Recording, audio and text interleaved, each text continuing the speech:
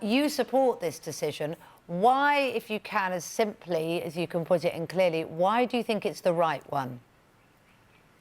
Well, this policy just came into effect last October. So this is not something that the military had been accustomed to up until this time.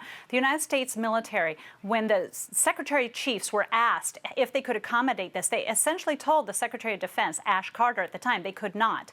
We have wars going on multiple fronts right now, and the reality of this is it can cost up to $3.6 billion over a period of 10 years to make all the accommodations between the surgeries, hormone treatment, the time off to transition. And the military is not a social services agency. The one objective for the military in the United States is the needs of the military, never the individual needs. So essentially, they felt that this was very difficult to accommodate. I mean, women in the Army were being told they had to shower with transitioning males. And honestly, many women were objecting to this. They felt that this was not allowing them to have their rights. And people cannot join the Marines with any kind of preliminary medical condition at all, let alone the Army, Navy, or Air Force. So with this coming in, the gate saying you're going to have to provide me surgery, you're going to have to provide me all this medical care, at the end of the day, it really caused a lot of stress and anxiety for our military to try to accommodate something that was this difficult. I transitioned back in 1999. People were saying that I wasn't fit to be in the military. I couldn't go on operations. I couldn't do any military activities, go to war. I ended up going to war. I ended up going on operations 10 times, 2 tours in Bosnia, 4 tours in Iraq, 4 tours in Afghanistan, and people wanted me there.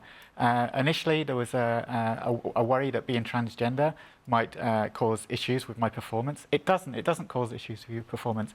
People, the military mantra is, can you do your job? If you can do your job, that's all they want you to do. Well, I'm not going to diminish her service, but she has not served in the United States military. All of the groups that she named off are very liberal organizations in the United States that do not represent all groups. The ACLU, the RAND Corporation, they are advocating for this since day one. President Obama has advocated for it since day one. There are many groups in the United States that actually presented. You said she hasn't served in the US military. Why is bravery any different in the UK or in the US? And why is a brilliant skill any different over there than over here? You can't compare. You can't compare the mission of the United States military to the mission of what other countries have. Our mission is entirely different. We were on the same missions. We were on the same missions. Come on, Caroline. I was flying with American servicemen. That's not necessarily true. Let Caroline speak, because she has direct experience of this. All of the missions that I flew were with American Sorry, Jessie, forces.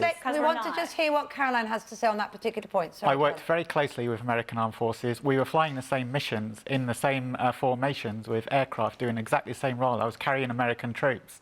You were in the Gulf War. I was in the run-up to the Gulf War, so into the protection for Kuwait.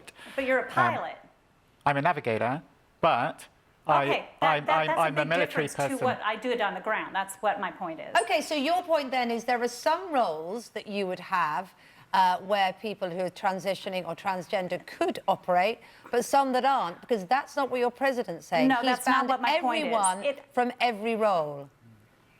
Okay, I appreciate that you want me to understand where you're coming from. I would like for you to try to understand our position, because President Trump made this based upon the support of many people on active duty and veterans who served in this military. So let me explain why.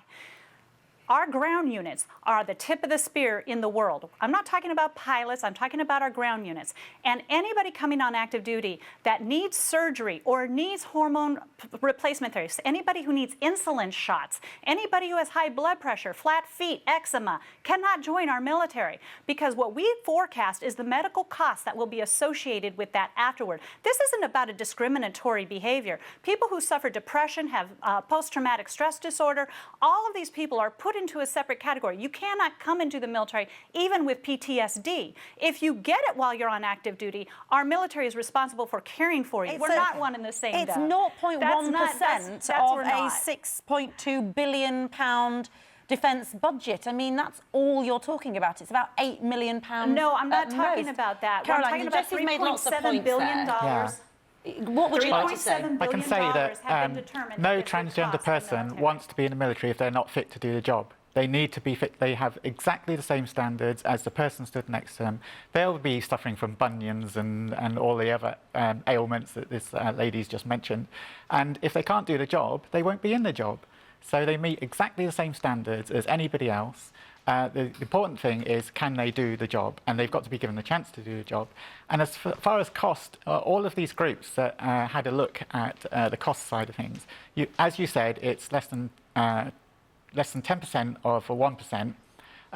The cost that has been worked out was about £30,000 per individual. And that is just tiny peanuts. But you're not, you cannot join. You're trying to tell me that people in our military cannot join needing surgery, and you're telling me that they should be able to. So then let's take all of the other medical conditions that we disqualify them for and now accommodate for that. Jessie, let's allow think everybody who needs all of these other surgeries. Well, that is what she's saying, because if you're joining, well, people have had a you cannot join the military for that. So we've had a chance to hear both of you, and so hopefully they will have an opportunity to gather their own thoughts. But great to talk to you this morning, and to you, Caroline, as well.